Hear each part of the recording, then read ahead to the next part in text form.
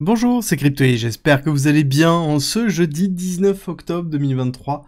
On se retrouve aujourd'hui pour parler crypto, pour parler BTC, pour parler nouvelles, parce qu'on a quand même beaucoup de choses qui sont en train d'arriver, que ce soit au niveau de la SEC, que ce soit au niveau des earnings, la période qui est vraiment importante pour le Nasdaq, pour le SP500 dans lequel on commence à avoir des retours de société. On commence maintenant.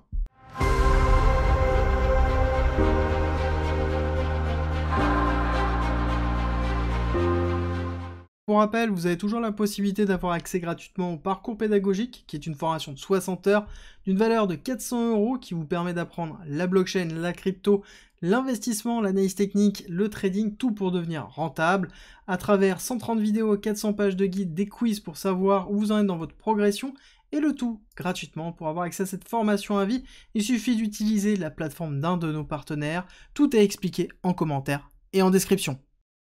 On va commencer par l'interview de Gary Gensler, dans lequel il a eu des questions sur les ETF spot BTC. Alors clairement, j'aime bien la réponse en disant « Je ne suis pas juge, mes équipes sont en train de travailler dessus ». Donc il se dédouane totalement des informations qui sont en train de se propager, ou en tout cas de comment ça peut se mettre en place. Voilà, je ne serai pas le préjuge de ce qui se passera, sous-entendu, c'est ces équipes qui vont décider, c'est ces équipes qui sont en train d'analyser la situation. Donc je pense qu'en effet, on va pas avoir de retour tout de suite, si on est vraiment dans cette démarche-là avec ce type de communication.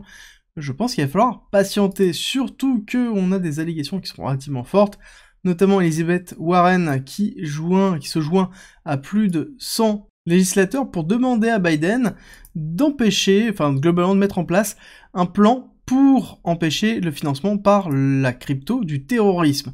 Alors ce qui est intéressant, c'est que c'est quelque chose qui revient assez systématiquement, et là forcément avec ce qui est en train de se passer au Moyen-Orient, on a un retour de cette demande-là, et à savoir qu'on se base toujours sur des informations qui sont pas forcément positives, et j'ai beaucoup aimé la réponse qu'on a eue ici de Chain Analysis, qui revient sur les rapports qui sont utilisés pour déterminer si la crypto est utilisée ou non par le terrorisme.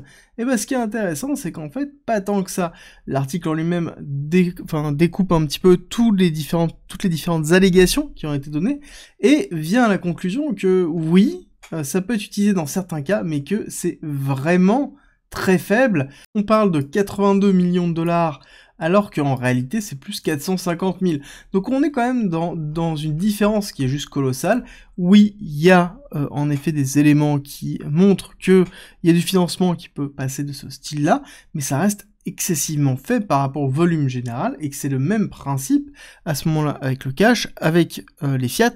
Donc à un moment donné, dire que le financement du terrorisme passe uniquement par la crypto et que c'est très important de l'empêcher, voire même d'écraser les cryptos parce que on doit empêcher cette partie-là, on est quand même dans le parti excessif, à voir le retour qu'il y aura, mais dans tous les cas, ça c'est clairement un élément de pression qui va jouer ici et qui va jouer en faveur de Gary Gensler en fonction des différents retours qu'il fasse. Et encore une fois, on n'est pas à l'abri qu'il refuse les ETF pour ensuite attendre que les différents acteurs reproposent une nouvelle fois les ETF. Donc là, il faut garder ça en tête parce que c'est en train de s'accentuer, je pense que ça continuera à s'accentuer. Au niveau des nouvelles, on a une nouvelle qui est pas forcément positive sur Binance France. Stéphanie Cabocioras a quitté l'entreprise, c'était la directrice générale, donc globalement qui est derrière le président de Binance France. Et moi, ce qui me dérange un peu, c'est la mise en place de son départ, à savoir que c'est une ancienne de l'AMF, très important, et le but de son recrutement historique en avril 2022 était vraiment la partie juridique, parce qu'elle est rentrée en tant que directrice juridique, et son but était de faire en sorte que Binance soit compliant. Et là, le fait qu'elle parte, c'est pas bon signe là actuellement qu'on ait un blocage des fonds au niveau de la France. Alors oui, il y a eu un partenaire qui n'est plus là, ils sont en train de chercher une solution, mais on n'a pas de date de résolution par rapport à cette solution. Pareil, je veux dire, ils étaient informés en avance, nous-mêmes on a été informés en avance, qu'il n'y avait plus avoir de solution pour gérer les euros. Et on n'a toujours pas de solution. Donc là, ça me dérange un petit peu quand je commence à voir tout ça, et surtout voir que on a aussi des gros acteurs qui sont en train de partir, enfin des grosses personnes qui sont en train de partir de Binance, d'ordre général, que ce soit aux US ou Binance International.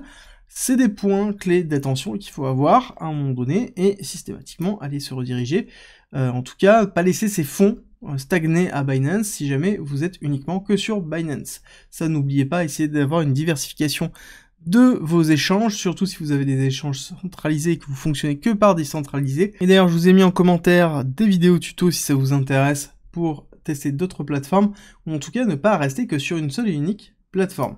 Alors, petit moment un petit peu intéressant tech, parce qu'on en parle souvent de la notion de restacking, et je voulais revenir dessus parce qu'il y a un article qui est très intéressant de Cointelegraph, dans lequel ils expliquent ce qu'est le restacking, et surtout l'utilité que ça a, et les risques que ça a.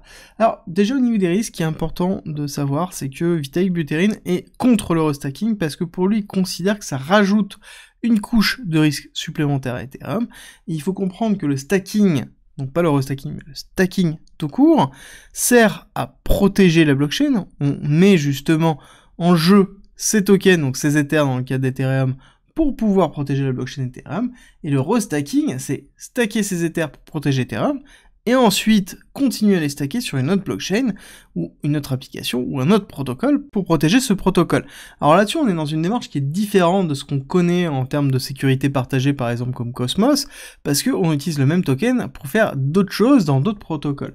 Et le risque en fait qui est lié à ça, et qui fait peur à Vitalik Buterin principalement, c'est l'ajout de couches de risque, sous-entendu, si jamais il y a un défaut à un moment donné sur un protocole ou sur une blockchain autre, en fait on peut avoir une cassure forte au niveau du stacking d'Ethereum, et donc pour lui c'est un risque qui n'en vaut pas la chandelle.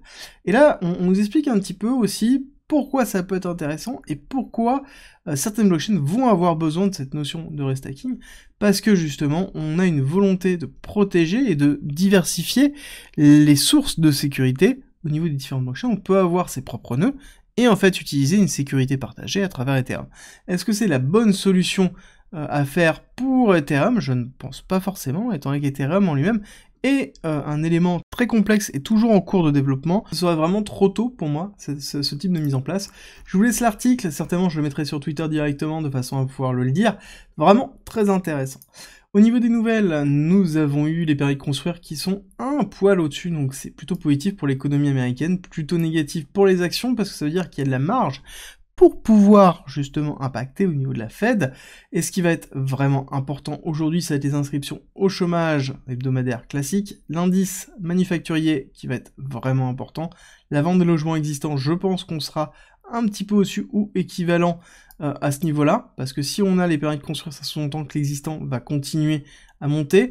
Et ce qui va être intéressant de voir, ça va être cette semaine et la semaine prochaine, dans lequel on a pas mal de earnings, et oui, on arrive dans la saison des earnings, donc saison qui est très importante, où on apprend, en fait, on a les bilans des différentes sociétés sur le dernier trimestre, et c'est là où on voit, est-ce que oui ou non, l'économie réellement tient, et on va pas se cacher que quand on regarde le SP500 et le Nasdaq, ça tient vraiment à une poignée de sociétés, et qui arrive, principalement, la semaine prochaine. On a un petit bout cette semaine, la semaine prochaine, dans lequel on va voir Amazon, Google, Microsoft, Facebook, Visa.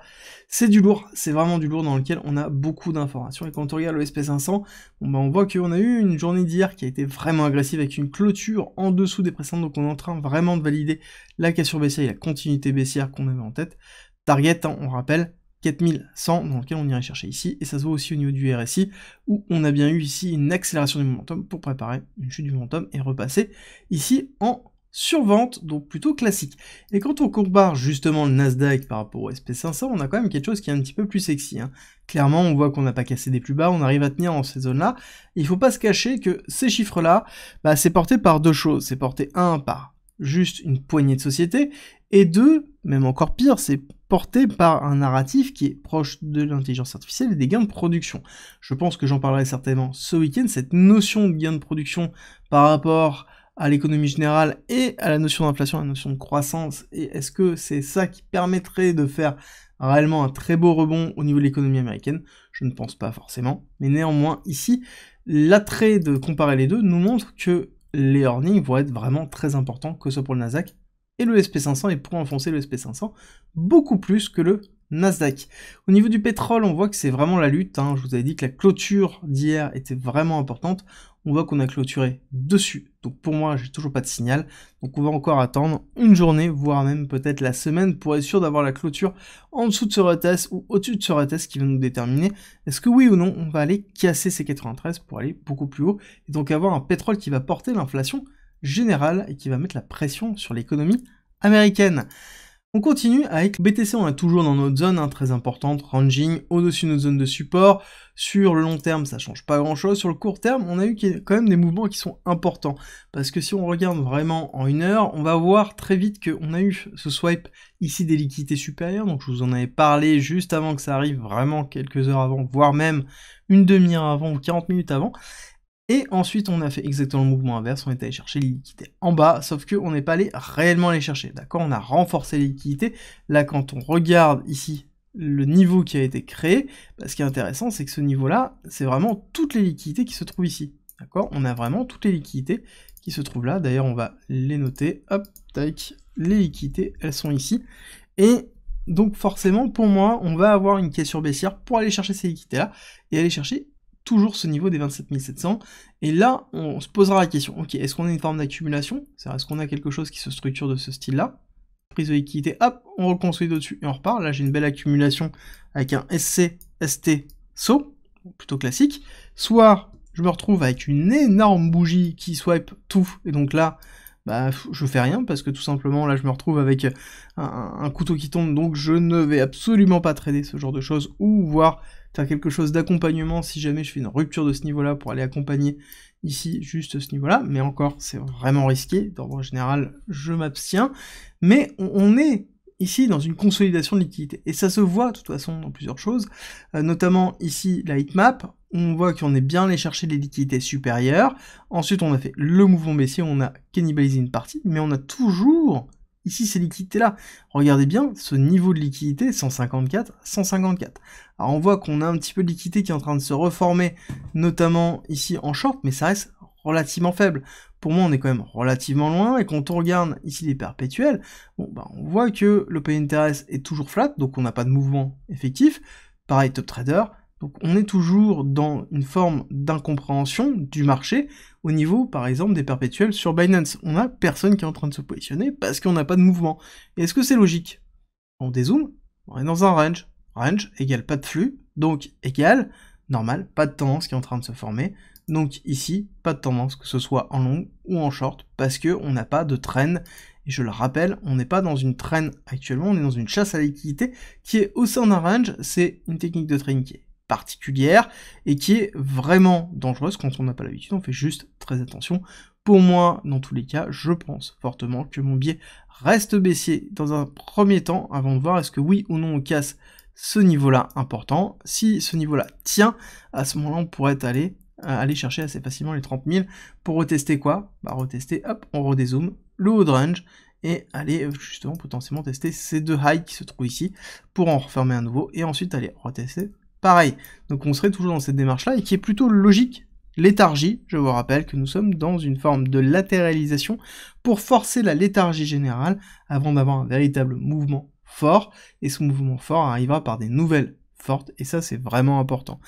Après, le point d'accroche, pour moi ça va être 1, les earnings qui vont arriver, 2, quelque chose qu'il faut surveiller, c'est le TTL, d'accord, le TTL étant ici un ETF iShares, donc BlackRock, qui représente les obligations américaines, et dans lequel on continue à s'enfoncer, c'est vraiment dangereux, on est à 84, je pense que si on casse les 80, là on aura un signal qui sera vraiment très fort pour l'économie américaine, et on pourrait avoir un défaut de l'économie américaine, et pareil, ça je reviendrai dessus, certainement dans la vidéo de samedi. Juste petite précision que j'ai oublié de faire dans la partie nouvelle, hier je me suis trompé sur une petite information, notamment sur les détenteurs de la dette FTX, je suis désolé pour vous, malheureusement ce sera 90% de ce qu'ils ont récupéré, donc c'est-à-dire 90% des 60% qu'ils ont pu récupérer, donc on est bien loin de ce que j'avais attesté, et ce que j'avais lu dans l'article, qui était 90% de la totalité des fonds, donc je suis vraiment désolé à vous, mais en tout cas, déjà, le fait de pouvoir récupérer 60%, c'est énorme, à savoir que beaucoup d'autres plateformes c'était bien moins. Donc on va attendre, voir les véritables chiffres, et en tout cas je croise les doigts pour vous, et j'espère que cette vidéo vous a plu. Si c'est le cas, n'oubliez pas de me laisser un like et un commentaire, ça me fait toujours très plaisir, et puis nous on se retrouve tout à l'heure, 13h30, pour parler de VRA, la crypto de Veracity, dans lequel on a eu une mise à jour au niveau des tokens et des problématiques. Je vais vous faire un point dessus sur mon avis, et c'est à 13h30.